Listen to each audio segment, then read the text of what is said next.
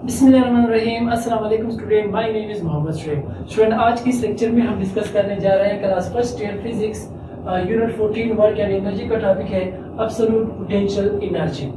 Student, absolute potential energy हम तभी discuss करते हैं या तभी हम उसकी बात करते हैं जब हमारे पास जो एनर्जी है, जो पोटेंशियल एनर्जी का इक्वेशन है PE = mgh, जब ये जो है इक्वेशन एप्लीकेबल ना हो, जब ये इक्वेशन एप्लीकेबल ना हो तो वहां पे फिर हम क्या करते हैं, एब्सोल्यूट पोटेंशियल एनर्जी की बात करते हैं। अब ये कब जो है हमारे पास एप्लीकेबल नहीं होता, अगर हमारे पास length of the object from the surface of earth इतना हो जाए, मींस रेडियस ऑफ अर्थ से ज्यादा हो जाए, जितना रेडियस ऑफ अर्थ है ना। अगर ये ऑब्जेक्ट फॉर एग्जांपल यहाँ पे कोई एक ऑब्जेक्ट पड़ा हुआ है, ठीक है ना, एक ऑब्जेक्ट है जो कि रेडियस ऑफ द अर्थ जितना है उससे ज्यादा डिस्टेंस पे है, तब हमारे पास ये जो इक्वेशन है वो क्या होता है, वो एप्लीकेबल नहीं होता। तो उसके बाद जहां पे ये इक्वेशन एप्लीकेबल नहीं होता तो फिर हम क्या करते हैं, एब्सोल्यूट पोटेंशियल एनर्जी की बात करते हैं और इसी के जरिए जो है फिर हम क्या करते हैं, पोटेंशियल एनर्जी को फाइंड आउट कर सकते हैं, मीन इस एब्सोल्यूट पोटेंशियल एनर्जी के फार्मूला को यूज करते हुए। दूसरा पॉइंट स्टूडेंट, आज का जो लेक्चर है वो थोड़ा लेंथी होने वाला है बिकॉज यहाँ पे हमारे पास कैलकुलेशन इसमें बहुत ज्यादा है, तो आपने जो है खूब कंसंट्रेशन के साथ जो इस लेक्चर को अंडरस्टैंड करना होगा, क्योंकि यही लेक्चर फिर क्या होगा कि सेकेंड ईयर में जब आप जाएंगे तो वहां पे भी एब्सोल्यूट पोटेंशियल एनर्जी है, लेकिन वहां पे फिर हम चार्ज की बात करते हैं या पे हम मास की बात करते हैं, तो इक्वेशन सब कुछ सारे डेरिवेशन वगैरह बिल्कुल इसी तरीके से है, लेकिन वहां पे हम चार्ज यूज करेंगे, यहाँ पे हम मास यूज करेंगे। सो हमारे साथ रहिए। अब जो है यहाँ पे हम बात करते हैं कि what is absolute potential energy. तो स्टूडेंट, नॉर्मली अगर हम पोटेंशियल एनर्जी की डिफिनेशन को देखें तो हम पोटेंशियल एनर्जी ये कहते हैं कि अगर हमारे पास कोई एक ऑब्जेक्ट है उसको हम फ्रॉम द सरफेस ऑफ अर्थ ऊपर की तरफ ले जाते हैं तो उसके ऊपर हम वर्क डन करते हैं, ठीक है, और ये वर्क जो है in the form of potential energy इस बॉडी में क्या हो जाती है, स्टोर हो जाती है। इसको फिर हम क्या नाम देते हैं, पोटेंशियल एनर्जी। इस स्पेसिफिक हाइट हम ली जाती है ना, जो कि इक्वेशन फिर हम उसके ऊपर अप्लाई करते हैं mgh वाला।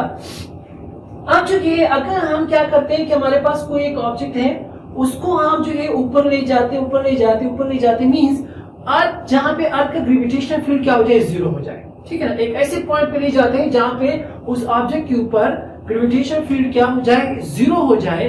तो अब जो है यहाँ पे फिर हम बात करते हैं कि इतने यहाँ पे जो वर्क डन हमने किया या जो अमाउंट ऑफ एनर्जी हमने यूज की, उस अमाउंट ऑफ एनर्जी को या वर्क डन को फिर स्टूडेंट हम क्या नाम देते हैं, एब्सोल्यूट पोटेंशियल एनर्जी। सो अब यहाँ पे हम डेफिनेशन की बात करते हैं कि the amount of work done or energy in moving a body at a certain point in a gravitational field। कोई एक ऑब्जेक्ट है, कोई एक बॉडी है, उसके ऊपर हम क्या लगाते हैं, वर्क डन करते हैं या एनर्जी करते हैं, लगाते हैं किसी एक स्पेसिफिक पॉइंट जो कि ग्रेविटेशनल फील्ड के अंदर है। फॉर एग्जांपल यहाँ पे कोई एक पॉइंट आप ले सकते हैं और उसको हम कहाँ ले जाते हैं, to a position of zero potential. Zero potential का मतलब क्या है कि जहां पे ग्रेविटेशनल फील्ड का इफेक्ट जो है उस ऑब्जेक्ट के ऊपर क्या हो जाए, जीरो हो जाए, या हम कहते हैं उसके ऊपर ग्रेविटेशनल फोर्स क्या हो जाए, जीरो हो जाए। तो zero potential such that the body is never accelerated is called absolute potential energy.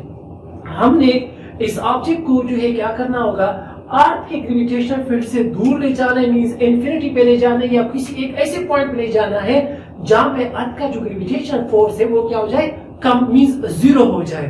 तो उस पॉइंट तक ले जाने के लिए जो अमाउंट ऑफ वर्क डन हम कर रहे हैं या जो एनर्जी हम दे रहे हैं, यूज कर रहे हैं, तो उस अमाउंट ऑफ एनर्जी को या वर्क डन को स्टूडेंट फिर हम क्या नाम देते हैं, एब्सोल्यूट पोटेंशियल एनर्जी। लेकिन इस बात का आपने ख्याल रखना होगा कि यहाँ पे जो ऑब्जेक्ट जिसको हम मोशन दे रहे हैं वो इक्विलिब्रियम पोजीशन पे, मींस उसमें किसी किस्म की कोई एक्सेलरेशन प्रोड्यूस ना हो। अब ये कैसे पॉसिबल है, हम किस तरह ये परफॉर्म करेंगे कि यहाँ पे एक्सेलरेशन या फिर करने के body is never accelerating, means equilibrium में हो। और इक्विलिब्रियम की कंडीशन हमने ऑलरेडी डिस्कस की है कि अगर हमारे पास कोई एक ऑब्जेक्ट तभी इक्विलिब्रियम में होगा जब इसमें एक्सेलरेशन क्या हो, स्टूडेंट, जीरो। तो इससे यहाँ पे टर्म यूज है कि the body is never accelerating. So ये बात हम कैसे एक्सप्लेन करेंगे या इसको हम कैसे प्रूव करेंगे कि कैसे हमारे पास कोई एक बॉडी मोशन में कर रही है और उसके बाद जो है उसमें एक्सेलरेशन भी प्रोड्यूस नहीं हो रही। तो अब जो है स्टूडेंट हम क्या करते हैं, यहाँ पे हमने इसकी मैथमेटिकल डेरिवेशन भी करनी है और इस पॉइंट को भी अंडरस्टैंड करना है। सो यहाँ पे अगर हम डायग्राम को देखें, फॉर एग्जांपल स्टूडेंट, ये हमारे पास जो है एक अर्थ, ये जो है हमारे पास सेंटर ऑफ द अर्थ है और यहाँ से सरफेस तक जो डिस्टेंस है इस पॉइंट तक, ये हमारे पास क्या है, ये रेडियस ऑफ द अर्थ है। अब क्या है, यहाँ पे हमारे पास कोई एक ऑब्जेक्ट है जो कि पोजीशन 1 पे पड़ा हुआ है, यहाँ पे पोजीशन 1 पे पड़ा हुआ है या इस पॉइंट के ऊपर पड़ा हुआ है, ठीक है। यहाँ तक जो डिस्टेंस है इसको हम क्या रिप्रेजेंट करते हैं, इसको हम r1 से रिप्रेजेंट करते हैं। ये पॉइंट ये सरफेस के ऊपर, सरफेस ऑफ अर्थ नहीं बल्कि थोड़ा सा सरफेस से ऊपर है। मींस जहां पे हमारे पास जो है ये जो डिस्टेंस है यहाँ तक, ये इसको हम सरफेस ऑफ अर्थ से लेकर इस पॉइंट तक जो हम h कंसीडर करते हो, यहाँ पे re है, तो re plus h is equal to r1, ये आप ले सकते हैं। तो means for sake of understanding, तो अब जो यहाँ पे हमारे पास कोई एक ऑब्जेक्ट जो है पड़ा हुआ है और उसको हम ले जाना चाहते हैं n तक। ये n क्या है, इन्फिनिटी के ऊपर पड़ा हुआ है, या एक वो पॉइंट है जहाँ पे हमारे पास ग्रेविटेशन फील्ड क्या है, वो जीरो है, या ग्रेविटेशनल फोर्स जो है वो जीरो, या ग्रेविटी हमारे पास क्या है, जीरो है। तो अब जो है जब हम इसको इस पॉइंट तक ले जाते हैं तो हमें करना क्या होगा कि ये जो हमारे पास डिस्टेंस है इसको हम स्मॉल अमाउंट ऑफ डिस्टेंसेस में जो है लेंथ एलिमेंट्स में क्या कर लेते हैं, डिवाइड कर लेते हैं। इस पूरे लेंथ को हम स्मॉल लेंथ एलिमेंट्स में क्या कर लेते हैं, डिवाइड कर लेते हैं। फॉर एग्जांपल हमने क्या कर लिया, यहाँ पे जो है हम जो है ये इन पॉइंट्स में हम इसको डिवाइड कर लेते हैं। फॉर एग्जांपल ये पॉइंट 1 हो गया, यहाँ पे फिर हमारे पास पॉइंट 2 हो गया, ये हमारे पास point 3, 4, 5, 6 and so on up to n-1 and then n number of length elements में हम इसको क्या कर लिया, इसको डिवाइड कर दिया। अब इस पॉइंट 1 तक की जो डिस्टेंस है इसको स्टूडेंट हम r1 से रिप्रेजेंट करते हैं। सिमिलरली 2 तक की जो डिस्टेंस है स्टूडेंट उसको हम r2 से रिप्रेजेंट करते हैं, ठीक है। मींस ये लेंथ एलिमेंट्स है। सिमिलरली फिर हमारे पास जो है पॉइंट 3 तक की जो डिस्टेंस है उसको हम r3 and so on. Similarly n-1 तक की जो डिस्टेंस है स्टूडेंट उसको हम rn-1 से रिप्रेजेंट करते हैं, और n तक की जो डिस्टेंस है उसको स्टूडेंट हम rn से रिप्रेजेंट करते हैं। अब यहाँ पे length element means small length, ठीक है ना, डिफरेंशियल लेंथ। ये 1 और 2 के दरमियान जो लेंथ एलिमेंट्स है ये इतना शॉर्ट होगा, बहुत ज्यादा कम होगा, बहुत कम डिस्टेंस हम लेते हैं, इंतहाई कम, ताकि यहाँ पे जो 2 पॉइंट्स है मींस फॉर एग्जांपल पॉइंट 1 और पॉइंट 2 या पॉइंट 2 या 3, यहाँ से जब 1 से 2 तक जाएगा ये ऑब्जेक्ट, तो ये इतना नजदीक हो एक दूसरे के कि इनके दरमियान जो है वो डिफरेंस इतना कम हो कि यहाँ पे फोर्स या जो बॉडी की इक्विलिब्रियम जो है वो डिस्टर्ब ना हो। फॉर एग्जांपल अगर कोई एक बॉडी जो है ना मींस स्मॉल स्टेप्स ले रही है, स्मॉल स्टेप्स, तो हमें वो इस तरह नजर आ रहा है जैसे कि वो क्या हो, मींस वो अपनी जगह पे खड़ा ही है, मींस वो इस किस्म की कोई मूवमेंट नहीं कर रहा, वो इतना स्टेबल होगा। जैसे कि फॉर एग्जांपल हम जो है यहाँ से लेट पिशावर से जो है हम कराची तक के डिस्टेंस को जो है मेजर करते हैं। एक तो हम किलोमीटर में लेते हैं ना, फॉर एग्जांपल 1000 किलोमीटर या जितना भी है, या 1300 या 1400 किलोमीटर है, हम किलोमीटर में जो है मेजरमेंट करते। एक बंदा आता है कि नहीं मैं जो इसको फुट में या इंचेस में जो है उसको मेजर करना चाहता हूँ, अब वो एक इंच को मेजर कर रहा है, तो अगर आप देखेंगे तो आपको ऐसे लग रहा होगा जैसे कि ये बंदा अपनी जगह पे खड़ा है, क्योंकि वो लेंथ एलिमेंट्स इतना कम ले रहा है कि जो है 2 पॉइंट्स के दरमियान वो डिस्टेंस इतना कम है कि आपको जो वो बॉडी क्या होगी, वो रेस्ट में ही नजर आएगी। समझ आ रही है ना? तो इसलिए हम ये लेंथ एलिमेंट्स इतने स्मॉल लाते हैं ताकि बॉडी की जो है वो इक्विलिब्रियम जो है वो डिस्टर्ब ना हो और उसमें किसी किस्म की एक्सेलरेशन प्रोड्यूस ना हो। Hope you got this point. अच्छा, अब यहाँ पे हम क्या करते हैं कि ये जो हमारे पास पॉइंट 1 और पॉइंट 2 के दरमियान जो लेंथ एलिमेंट स्टूडेंट या जो डिफरेंस है इसको हम डेल्टा आर से रिप्रेजेंट करते हैं, और डेल्टा आर हमेशा किस चीज के बराबर होगा, R2 माइनस R1। सिमिलरली यहाँ भी जो अगर हम डेल्टा आर लेते तो फिर के बराबर होगा R3 माइनस R2, फिर R4 minus R5 minus R4, means higher से हम लोअर को क्या करते हैं स्टूडेंट, माइनस करते हैं। सिमिलरली अगर हम इन 2 पॉइंट्स के दरमियान इस लेंथ एलिमेंट्स को कंसीडर करते हैं तो फिर वो क्या होगा, delta R is equal to Rn minus Rn minus 1, means higher से हम लोअर को क्या करते हैं, माइनस करते हैं। डिफरेंशिएशन में हम हमेशा ग्रेटर वैल्यू से लोअर वैल्यू को क्या करते हैं, वो माइनस करते हैं। अब यहाँ पे जो है हम कैलकुलेशन करते हैं, हमने करना क्या होगा कि हम इस वर्क डन को, टोटल वर्क डन को हमने फाइंड आउट करना है या एनर्जी को हमने फाइंड आउट। तो हम करते क्या है कि हम ये x मींस फर्स्ट यहाँ पे पोजीशन नंबर 1 से पोजीशन नंबर 2 तक का वर्क डन फाइंड आउट कर लेते हैं, फिर पोजीशन नंबर 2 से 3 तक का वर्क डन फाइंड आउट करते हैं, 3 से 4 तक का फाइंड आउट कर लेते हैं, फिर लास्ट तक n तक ये सारे वर्क जो है हम या जो एनर्जी है वो हम फाइंड आउट कर लेते हैं, उसके बाद फिर उन सबको जो है हमने ऐड करना होगा, तो हमारे पास क्या होगा, total amount of work done या टोटल अमाउंट ऑफ एनर्जी जो है वो हमारे पास आ जाएगी, कि जो हमें रिक्वायर्ड होगा कि किसी एक बॉडी को ग्रेविटेशन फील्ड से हम हायर पॉइंट तक मींस इंफिनिटी तक जो है हम इसको कैसे मूव करा सकते हैं। तो टोटल जो वर्क डन होगा वो हमारे पास फार्मूला आ जाएगा। सो स्टूडेंट यहाँ पे हम क्या करते हैं, डिराइवेशन करते हैं। हमने चूंकि वर्क डन या एनर्जी को फाइंड आउट करना होगा, तो student according to the work done formula हमारे पास फार्मूला क्या वर्क का कि W is equal to F D, ठीक है ना, F dot D F D cos of theta. यहाँ पे हमारे पास थीटा जो दोनों के दरमियान एक ही डायरेक्शन में है, फोर्स और डिस्प्लेसमेंट दोनों एक ही डायरेक्शन में, तो एंगल हमारे पास क्या होगा, हमेशा zero, F D cos of theta का 0 इज इक्वल टू 1। तो हमारे पास इक्वेशन है W is equal to F D.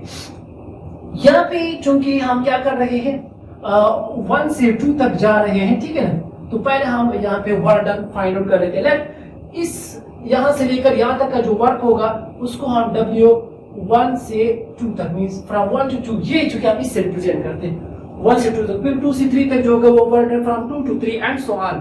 तो यहाँ पे जो वर्क डन होगा उसको मैं डेल्टा W 1 to 2 जो है मैं वो इससे रिप्रेजेंट करता हूँ। इक्वेशन वही है, F की जगह हम एवरेज लेते हैं, क्योंकि यहाँ पे हम एवरेज फोर्स ही कंसीडर करते हैं, कितना एवरेज फोर्स आ रहा है, एग्जैक्ट वैल्यू हम नहीं ले रहे। सिमिलरली यहाँ पे जो हमारे पास डिस्प्लेसमेंट है D, उसको मैं किस चीज से रिप्रेजेंट करता हूँ, डेल्टा R से, ठीक है ना, F की जगह F एवरेज, D की जगह डेल्टा R। और ये वर्क जो है हमारे पास क्या होगा, क्योंकि हम फर्स्ट पॉइंट 1 से पॉइंट 2 की तरफ जा रहे हैं, तो ये हमारे पास इक्वेशन आ गई, इक्वेशन नंबर 1। अब स्टूडेंट हमने करना क्या है कि अगर मुझे ये वर्क डन चाहिए फ्रॉम 1 to 2, तो हमें F एवरेज की वैल्यू चाहिए और डेल्टा R की वैल्यू चाहिए। जब ये दोनों वैल्यू कैलकुलेट हो जाएंगे तो हम इस इक्वेशन में पुट करने के हमारे पास वर्क डन आ जाएगा। Is it clear student? तो अब देखो सबसे पहले हम F एवरेज की बात करते हैं, चूंकि हमारे पास ग्रेविटेशनल फोर्स है, सो वी नो दैट जो हमारे पास फार्मूला है कि F average is equal to G m1 m2 divided by r square, ये फार्मूला है ना ग्रेविटेशनल फोर्स का। तो देखिए यहाँ पे हमारे पास एक m है जो हमारे पास मास है ऑब्जेक्ट जिसका मास है m, और दूसरा हमारे पास क्या है, अर्थ का मास है तो me, तो हमारे पास क्या होगा GMME divided by r square. और यहाँ पे जो है फिर हम r भी जो है क्या लेते हैं, चूंकि हमारे पास फोर्स एवरेज है तो r भी हमारे पास क्या होगा, एवरेज होगा। अब यहाँ पे हमने करना क्या है कि पहले हम क्या करते हैं, इस r एवरेज को फाइंड आउट कर लेते हैं। r एवरेज क्या, हमारे पास r एवरेज क्या होगा, क्योंकि प्रॉब्लम यहाँ पे ये है, क्योंकि यहाँ पे 2 पॉइंट से 1 और 2, तो हम ये पता नहीं चल रहा कि ये r जो है हम r1 कंसीडर कर लें या r2 कंसीडर कर लें, तो इसलिए हम फिर यहाँ पे क्या लेते हैं, एवरेज वैल्यू लेते हैं। तो अब देखो ये r एवरेज किस चीज के बराबर होगा, तो इसके लिए कैलकुलेशन हमने करनी है। तो first of all we know that जब हम एवरेज वैल्यू फाइंड आउट करते हैं, अगर हमारे पास 2 पॉइंट्स है, 2 वैल्यूज है, उसका हम एवरेज फाइंड आउट करते हैं, सिंपल दोनों को ऐड करो डिवाइडेड बाय 2, 3 वैल्यूज है, तीनों को ऐड करो डिवाइडेड बाय 3, ये एवरेज का सिंपल नॉर्मल फार्मूला मैथमेटिक्स में, means sum of all quantities divided by number of all quantities. Is it clear? तो हमारे पास चूंकि यहाँ पे 2 वैल्यूज है, r1 और r2 है, तो हमारे पास क्या होगा फार्मूला एवरेज का, r1 plus r2 divided by 2। Is it clear? चूंकि स्टूडेंट यहाँ पे अगर हम देखें, वी नो दैट यहाँ पे इक्वेशन से हमारे पास डेल्टा r किस चीज के बराबर, student r2 minus r1, delta r is equal to r2 minus r1। तो यहाँ पे हम क्या करते हैं, इस r2 को अगर हमने फाइंड आउट करना होगा तो ये r1 जो हम क्या कर देते हैं, यहाँ पे शिफ्ट कर देते हैं, तो हमारे पास आ जाएगा कि r2 is equal to delta r, और ये माइनस r इस साइड पे चला जाएगा तो प्लस r1 हो जाएगा, तो ये इक्वेशन नंबर 2 आ जाएगा। अब हम क्या करते हैं, इक्वेशन नंबर 2 को हम इक्वेशन नंबर 1 में पुट कर लेते हैं, तो हमारे पास आ जाएगा put equation number 2 equation number 1। So equation 1 implies है r average is equal to r1 अपनी जगह प्लस r2 की जगह हमारे पास क्या जाएगा, delta r plus r1 and whole divided by 2। अब स्टूडेंट यहाँ पे भी r1 है, यहाँ पे भी r1 प्लस r1 से हमारे पास स्टूडेंट क्या आ जाएगा, 2r1 आ जाएगा plus delta r divided by 2। ये तो हमारे पास r एवरेज की वैल्यू आ जाएगी। या अगर आप इसको और भी सिंपलीफाई करना चाहते हैं तो ये 2 इसके नीचे भी आ जाएगा, इसके भी नीचे भी आ जाएगा, तो हमारे पास आ जाएगा कि r average is equal to 2r1 divided by 2 plus delta r by 2। यहाँ से ये 2 और 2 क्या हो जाएगा स्टूडेंट, कैंसल। हमारे पास आ जाएगा कि r average is equal to r1 plus delta r by 2। ये r एवरेज की वैल्यू आ गई। लेकिन अगर हम देखें इक्वेशन में यहाँ पे स्क्वायर भी उसके ऊपर है, तो हमने क्या करना होगा, taking square on both sides. Is it clear? तो हमारे पास आ जाएगा कि r average square is equal to r1 plus delta r by 2 whole square. ये तो अपनी जगह पे आ जाएगा आर एवरेज स्क्वायर। अब ये हमारे पास formula A plus B whole square का formula, A plus B whole square का फार्मूला जो कि बराबर है A square plus B square plus 2ab। Is it clear?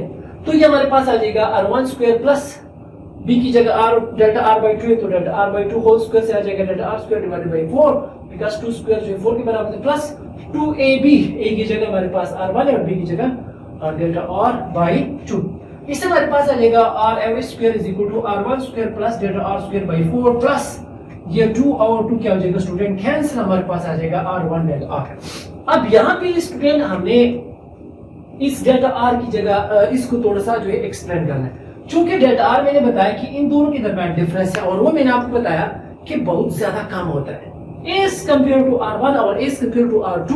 ये डेल्टा r बहुत, क्योंकि r1 क्या है रेडियस में सेंटर ऑफ द अर्थ से लेकर इस पॉइंट तक, तो कितना लेंथ होगा बहुत ज्यादा, क्योंकि रेडियस ऑफ द अर्थ कितना ज्यादा है। सिमिलरली r2 भी इसी तरह है, तो दोनों के दरमियान जो डिफरेंस हमने लिया डेल्टा r वो एज कंपेयर टू r1 और r2 वो बहुत क्या है कम है। एक बात।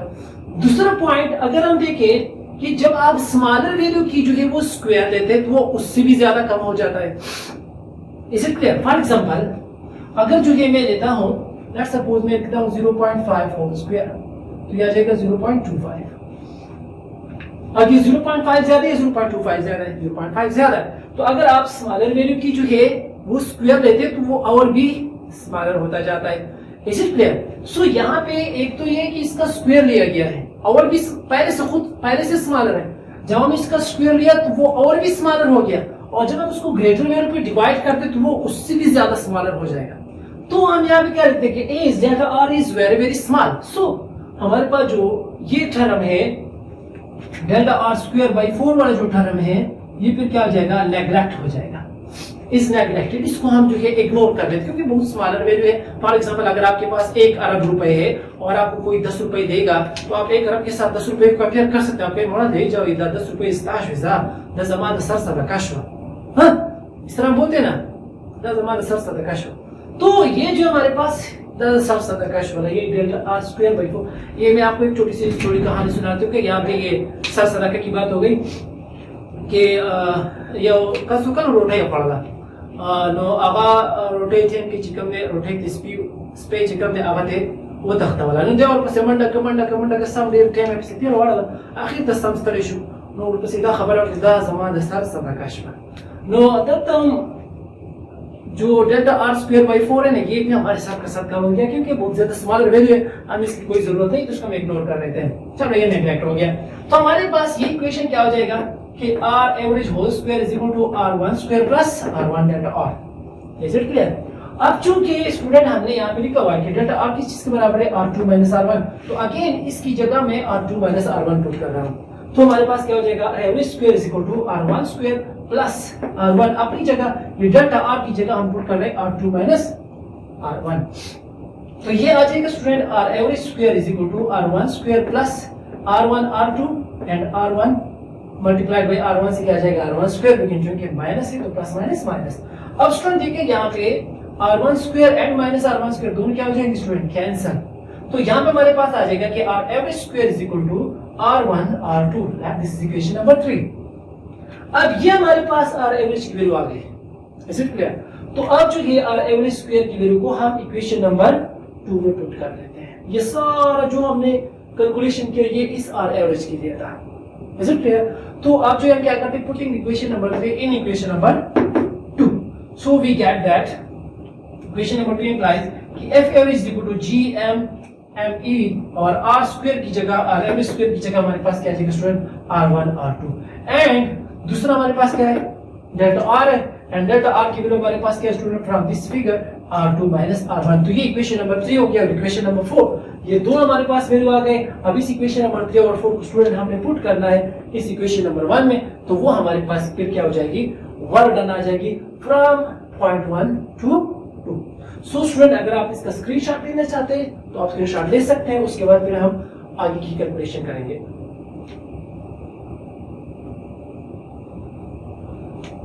नाउ स्टूडेंट अब जो है हम आगे कैलकुलेशन करते हैं, मैं इसको जो है रफ कर देता हूं। अच्छा स्टूडेंट अब ये हमारे पास इक्वेशन थे।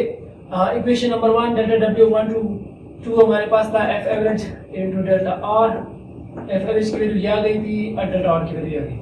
अब हम क्या करते हैं, इस इक्वेशन नंबर 2 और 3 को जो हम इक्वेशन नंबर 1 में पुट करते हैं। So equation number 1 implies that कि delta W from 1 to 2 is equal to G M E r1 r2 into delta R की जगह हमारे पास आ जाएगा r2 माइनस r1।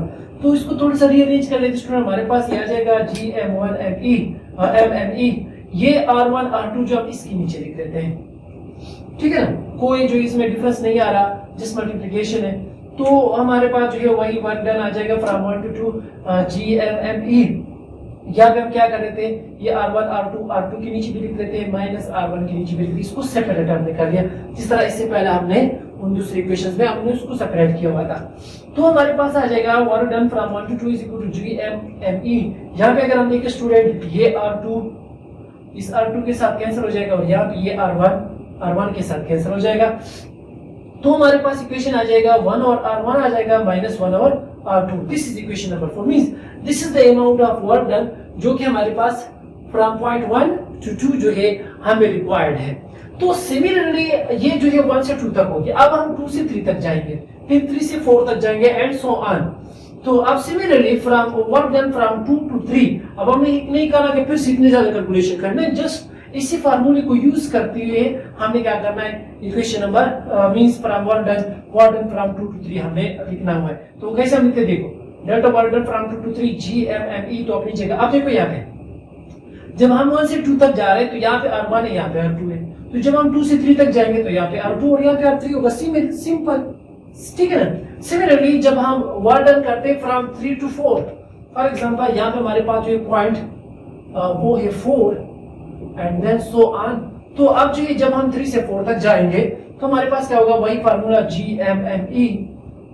अच्छा यहाँ पे थोड़ा सा मैंने कंफ्यूज वो जो उल्टा लिख दिया, ये r3, ये हमारे पास क्या होगा r4। तो हमारे पास क्या होगा फ्रॉम r1 r2 है, ठीक है, 1 2 है तो यहाँ पे r1 r2, 2 3 है तो यहाँ पे 2 3 आ जाएगा, यहाँ पे 3 4 तो r3 r4, बाकी ये तो जी एम ई जो है इस तरह होगा। अब एंड सो ऑन, इसी तरीके से जब हम वर्क डन करते हैं फ्रॉम n-1 to n, तो हमारे पास क्या होगा, work done from n-1 to n, ये हमारे पास होगा वही formula G M E into, अब देखो यहाँ पे n-1 तो यहाँ पे r n-1 होगा, यहाँ पे n है तो 1 और r n, ये हमारे पास आ गया total amount of work done, means जो है हमने हर एक पॉइंट के लिए वर्क डन फाइंड आउट कर लिया। अब हम क्या करते हैं, टोटल वर्क डन। तो टोटल वर्क डन के लिए हमने ये करना है कि जितने भी वर्क डन हमारे पास आ गए उन तमाम को हमने क्या करना होगा, सिंपल ऐड करना है। तो हमारे पास आ जाएगा कि टोटल वर्क डन हमारे पास है कि W total is equal to work done from point 1 to 2, work done from 2 to 3, work done from 3 to 4 and so on, and then work done from n-1 to n, ठीक है, just उसमें हमने addition कर ली। That is equation number 8। अब इस equation number 8 में हम क्या करते हैं, इक्वेशन नंबर 4 5 6 एंड 7 को जो हम पुट कर देते हैं, तो हमारे पास आ जाएगा putting equation 4 5 6 and 7 in equation number 8। So equation number 8 implies that कि टोटल वर्क डन जो है हमारे पास आ जाएगा work done from first point two second, ये इक्वेशन है जी एम ई 1 और r1 माइनस 1 और r2 plus work done from second to third point, ये इक्वेशन हमारे पास जी एम ई 1 और r2 माइनस 1 और r3 plus work done from 3 to 4, ये इक्वेशन हमारे पास G M E 1 over r3 minus 1 over r4 and plus हमारे पास जो है work done from n-1 to n, तो ये इक्वेशन हमारे पास है G M E 1 over rn-1 up to rn। So student यहाँ तक अगर आप इसका स्क्रीनशॉट लेना चाहते हैं तो आप स्क्रीनशॉट ले सकते हैं। अच्छा स्टूडेंट जो है अब हम इसके आगे की कैलकुलेशन परफॉर्म करते हैं। नाउ स्टूडेंट अब जो है यहाँ पे हम क्या करते हैं, अगर हम इस इक्वेशन को देखें तो यहाँ से जी एम ई और यहाँ पे भी जी एम और एम ई, इसको हम क्या कर रहे थे, कॉमन कर लेते हैं। तो हमारे पास इक्वेशन आ जाएगा कि total work done is equal G M E हमने कॉमन कर लिया, यहाँ पे हमारे पास आ जाएगा 1 over r1 minus 1 over r2 plus 1 over r2 minus 1 over r3 plus 1 over r3 minus 1 over r4 plus and so on and 1 over rn minus 1 minus 1 over rn 1 over rn। अब student अगर हम इसको देखें यहाँ पे थोड़ा सा आपने सोचना होगा कि टोटल वर्क डन हमारे पास आ जाएगा work done G total G M E is equal to अब देखो स्टूडेंट यहाँ पे 1 और R1 अपनी जगह, अब देखो यहाँ पे -1 ओवर R2 है, फिर इसके बाद +1 ओवर R2 है, फिर -1 ओवर R3 है, फिर +1 ओवर R3 है, यहाँ पे फिर -1 ओवर R4 है, उसके बाद फिर क्या होगा +1 ओवर R4 होगा। मींस पहले उसका जो है नेगेटिव टर्म आता है, उसके बाद उसका पॉजिटिव टर्म आता है हर एक का।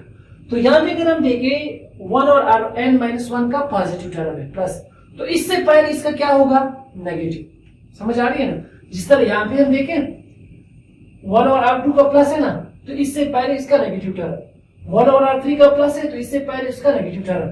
सिमिलरली यहाँ पे 1 और R4 का प्लस होगा तो इससे पहले इसका क्या है नेगेटिव टर्म, पहले नेगेटिव आता है फिर बाद में पॉजिटिव। तो यहाँ पे जब इसका पॉजिटिव आए तो इसका मतलब है इस Rn-1 का इससे पहले क्या है हमारे पास नेगेटिव टर्म है ना। तो ये जितने भी टर्म्स है यहाँ पे ये सब जो है क्या हो जाएंगे स्टूडेंट, ये आपस में कैंसिल हो जाएंगे। तो हमारे पास इक्वेशन आ जाएगा कि work done, total work done GMME is equal to 1 और R1 और यहाँ पे क्या आ जाएगा -1 और Rn। तो देखो यहाँ पे इसका दूसरा टर्म तो नहीं है ना कि उसके साथ कैंसिल हो जाए। तो अब देखो ये हमारे पास इक्वेशन आ गया, टोटल वर्क डन आ गया।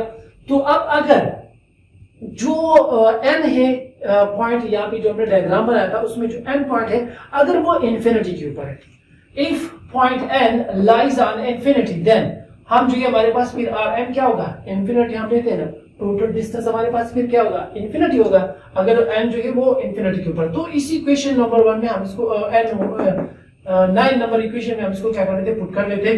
तो हमारे पास इक्वेशन नंबर 9 आ जाएगा कि work done from 1 to infinity, 1 to infinity आ जाएगा GMME 1 और R1 -1 और इंफिनिटी। तो स्टूडेंट आपको पता होगा मैथमेटिक्स में आपने पढ़ा होगा कि 1 और इंफिनिटी स्टूडेंट हमारे पास किस चीज के बराबर है 0। तो ये टर्म हो जाएगा 0, हमारे पास इक्वेशन आ जाएगा कि work from 1 to infinity is equal to GMME into 1 और R1। या हम इसको इस तरह भी लिख सकते हैं कि work done from 1 to infinity is equal to GMME और ये R1 जो है वो नीचे आ जाएगा। This is equation number 10। So student ये हमारे पास क्या है, this is the formula for absolute potential energy. So this work done is appears as the gravitational potential energy of the body। समझ आ रही है स्टूडेंट। अब ये जो हमने यहाँ पे R1 लिखा हुआ है हम इसको क्या कर रहे थे जनरलाइज कर रहे थे। फॉर एग्जांपल कोई एक बॉडी है एट एनी डिस्टेंस r पड़ी हुई from the centre of the earth से, तो फिर यही इक्वेशन हमारे पास किस तरह होगा, means therefore the general expression for the gravitational potential energy for a body, किसी एक बॉडी के लिए जो कि क्या है lying at any distance r from the centre of earth, किसी भी डिस्टेंस के ऊपर पड़ी हुई है। तो फिर हमारे पास यही इक्वेशन जो है इक्वेशन नंबर 10 जो है ये बराबर हो जाएगा कि वर्क डन, यहाँ पे मैंने u अब लिखा हुआ है, आप w वही w लिख सकते हो क्योंकि ये हमारे पास क्या एब्सोल्यूट पोटेंशियल एनर्जी को हम u से रिप्रेजेंट करते हैं या w से, w भी वर्क डन एनर्जी। तो अगर आप इसकी जगह w लिखते हो या u लिखते हो एज यू विश, ठीक है ना। या चलो आप लोगों के लिए मैं यहाँ पे जो है ये r वाला टर्म लिख देता हूँ कि ये यहाँ पे आप w भी लिख सकते हो u भी लिख सकते हो। Is it clear? और ऐसा ना कि आप इसको डिवीजन समझे, r है ये w r u, तो हमारे पास आ जाएगा GMME डिवाइडेड बाय r। ये r हम इसको क्या करें जनरलाइज। अब स्टूडेंट चूंकि ये हमारे पास जो पोटेंशियल एनर्जी ये क्या हमारे पास अगेंस्ट ग्रेविटी है ना, ठीक है ना, हम ऊपर की तरफ जा रहे हैं, ग्रेविटी क्या है डाउनवर्ड है, हम ऊपर की तरफ जा रहे हैं, तो ये जो ये क्या होगा अगेंस्ट ग्रेविटी है। जब हम अगेंस्ट ग्रेविटी जाएंगे तो यहाँ पे जो हमारे पास पोटेंशियल एनर्जी होगी वो क्या होगी negative. So actually it is the work done against the gravity, तो यहाँ पे हम नेगेटिव साइन यूज करें। This negative sign shows that this amount of energy is used against gravity to move the body against gravity। समझ आ रही है ना, इसलिए हम यहाँ पे नेगेटिव साइन यूज करते हैं। तो ये हमारे पास हो गया इक्वेशन नंबर 12। अब अगर कोई एक बॉडी जो है ऑन द सरफेस ऑफ अर्थ पड़ी हुई है, बिल्कुल सरफेस के ऊपर touch, means for a body lying on the surface of earth means r को जो हम जस्ट रेडियस ये r है, अगर आप इसकी जगह re पुट करें तो और भी आपके लिए स्पेसिफाई हो जाएगा। मींस बिल्कुल ये जो हमारे पास अर्थ है ना बिल्कुल इसके ऊपर पड़ा हुआ है, यहाँ पे मींस सेंटर से कितना दूर है re, बिल्कुल re इतना पड़ा हुआ है डिस्टेंस के ऊपर पड़ा। तो यही इक्वेशन हमारे पास 12 हो जाएगा कि ग्रेविटेशनल पोटेंशियल एनर्जी ये बराबर हो जाएगा -GMME और फिर ये जब मैंने re कर लिया है तो फिर ये भी हमारे पास क्या होगा re। Is it clear? So ये जो इक्वेशन नंबर 13 है this is the absolute potential energy on the surface of earth. अब स्टूडेंट अगर आप इसका स्क्रीनशॉट लेना चाहते हैं तो आप स्क्रीनशॉट ले सकते हैं। नाउ स्टूडेंट इसमें अब जो एक थर्म रहता है, ये तो हमारे पास ग्रेविटेशन एब्सोल्यूट पोटेंशियल एनर्जी हमने पढ़ी ना, अब हम जस्ट पोटेंशियल की बात या gravitation potential absolute gravitation potential की हम बात करते हैं, नॉट पोटेंशियल एनर्जी। अब थोड़ा सा छोटा सा स्मॉल सा जो ये वो टॉपिक है इसी के साथ रिलेटेड है, तो उसको भी हम यहाँ पे डिस्कस करते हैं। नाउ स्टूडेंट अब हम बात करते हैं ग्रेविटेशन पोटेंशियल की। सो स्टूडेंट यहाँ पे हम डायरेक्ट डिफिनेशन की तरफ आ जाते हैं कि the potential energy per unit mass, potential energy जो कि हमने फाइंड आउट कर ली है per unit mass is called absolute gravitational potential. So इसको स्टूडेंट हम रिप्रेजेंट करते हैं कैपिटल वी से, हम इसको रिप्रेजेंट करते हैं और इसका जो मैथमेटिकल फॉर्म होगा फिर किस तरह होगा कि the absolute gravitational potential is given by v is equal to u divided by m। जो कि यहाँ पे अगर हम देखें ना इक्वेशन में सॉरी डिफिनेशन में कि पोटेंशियल एनर्जी पर यूनिट मास, so potential energy per unit मास, ठीक है। तो अब ये हमारे पास इक्वेशन नंबर 14। अब देखो u की वैल्यू को हम जो यहाँ पे ऑलरेडी हमने फाइंड आउट कर ली इक्वेशन नंबर 13 से, सो हम क्या लिखते हैं putting equation number 13 in equation number 14, so we get that के v is equal to u की जगह हमारे पास आ गया minus G M M E divided by और e, ये इक्वेशन आ गया M divided by small m, ठीक। यहां से जो ये थ्री डिविजन जब आ जाते हैं तो ये नीचे की तरफ आ जाएगा, तो हमारे पास आ जाएगा minus G M M E divided by M और e। यहां से स्टूडेंट ये m स्मॉल और ये स्मॉल m दोनों हो जाएंगे कैंसिल, हमारे पास इक्वेशन आ जाएगा v is equal to minus G M E divided by और e।